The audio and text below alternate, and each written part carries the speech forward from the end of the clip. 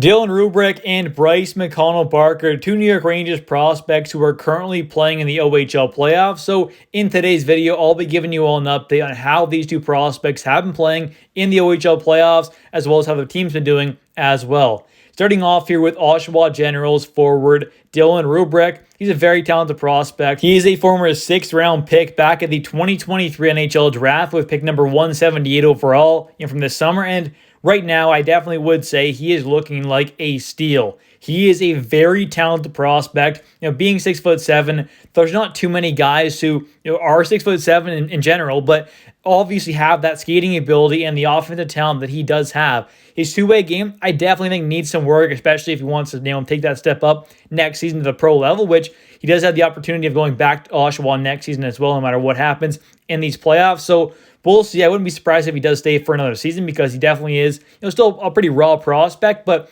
being 6'7", having his skating ability, his agility, his edge work is very nice, and his overall offensive skills as well. I mean, his hands, his deking ability, all that kind of stuff, his passing, his shot, it's all pretty good as well. So being 6'7", having all that, he definitely is looking like a pretty solid prospect. His overall kind of two-way game, defensive side of things, definitely needs some work, like I said.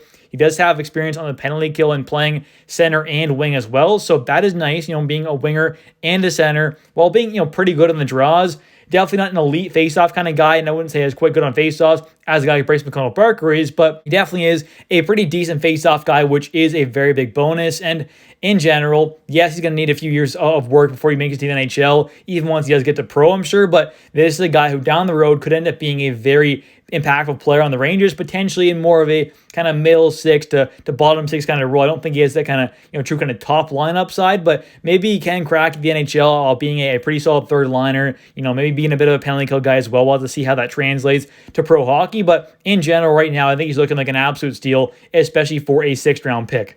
And since I am a Canadian Rangers fan, I have had the opportunity of watching these two prospects play quite a bit. I watched a decent amount of OHL hockey on TV, but I also have gotten to see both these players live and in person. And this season, I ended up going to see Dylan Roobroeck play in Game 2 of Round 2 against the Ottawa 67s. It was a ton of fun to watch. Dylan ended up playing a bit of center, a bit of wing, playing on the PK, had a goal and an assist in that game.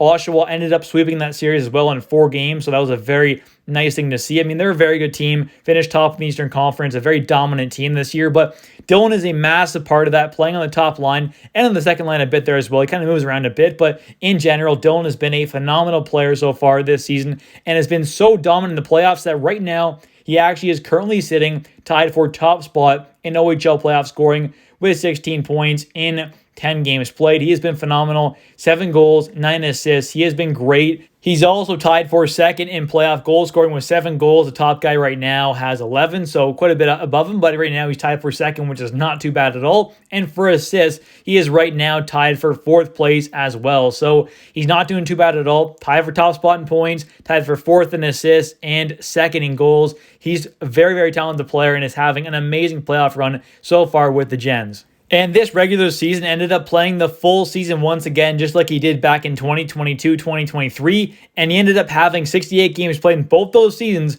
but ended up having 19 more points this one, finishing over a point per game with 72 points, 26 goals, 46 assists. He took a massive step up in his development. And the last thing to note on before we take a look at Bryce McConnell-Barker, Dylan Roobroeck and the Oshawa Generals, since they swept the Ottawa 67s in 4 games, they will now be taking on the North Bay Battalion in the Eastern Conference Finals. And now taking a look here at the Sault Ste. Marie Greyhounds captain, Bryce McConnell-Barker, 6'2". Center is, obviously not quite as tall as a guy like Dylan Roobroeck, but still pretty good size there at 6'2". He is more known for his overall kind of shutdown two-way game, which is very nice. You always want these kind of guys who, can play a really good kind of two-way game, help out offensively, but also potentially be a very good, defensive kind of forward as well. And that's exactly what he is. He's a very good penalty kill guy, a captain, a good leader, and is a very good kind of all-around two-way player. Can score a bit, make a bit, play some good defense, kill penalties, be in the power play. He does pretty much all for the Sioux Greyhounds, who unfortunately have lost to the Saginaw Spirit in Game 7, 3-1. So that does suck in round 2. They ended up losing there. So that unfortunately does mean that Bryce McConnell-Barker's season is officially over, which is unfortunate unfortunate, the former third-round pick back at the 2022 NHL draft.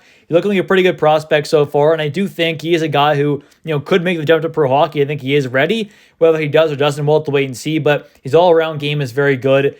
This season, in the regular season, had 52 games played, 22 goals, 29 assists for 51 total points, with a .98 points per game, which is a pretty big drop-off from last season, where he ended up having 68 games played, 30 goals, 47 assists for 77 total points, and a 1.13 points per game. So about a .15 points per game drop-off from last season to this one. It is a bit of a drop-off there for sure, but there is a pretty big difference. The fact that this season he was on one of the best teams in the entire OHL compared to last season where he was on one of the worst teams in the entire OHL. They had a massive jump this season. He had a lot more talent around him, a lot more better players. So he was, asked to do a little less offensively, you could say. So there's a bit of a reason for that. But I think in general, he didn't have a bad season at all. It just wasn't as good as last year offensively. But his overall game is the main thing. His defensive play is what he's mainly known for and what he's drafted for. He's still, good offensive threat for sure. But the main thing with his game is his overall two-way game, which is extremely good. And he also is a very good face-off guy as well, which is definitely a very nice thing to see. And as the 2024 OHL playoffs round 2 has officially ended, Bryce McConnell-Barker ended the playoff run with 11 games played, 5 goals, 10 assists for 15 total points, and a points per game of 1.36. He also ended up finishing third in assists among all OHL players in the playoffs. So he had a pretty good playoff run there. Unfortunately, could not move on as they ended up losing in 7 games to a very talented Saginaw Spirit team who are hosting the Mem Cup as well. Either way, though, both these prospects, very, very talented. Both these guys have quite bright futures in pro hockey, I'm sure, and in general could be very impactful players on the New York Rangers team one day down the road. Anyways, thank you so much for watching. If you have enjoyed this video, please smash the like button. Don't forget to subscribe for daily New York Rangers content, as I do post every single day. And also don't forget to check out my game recaps of the playoffs as well, because I'll be doing one for every single playoff game the Rangers play this season. Thanks for watching. I'll catch you next one. See ya.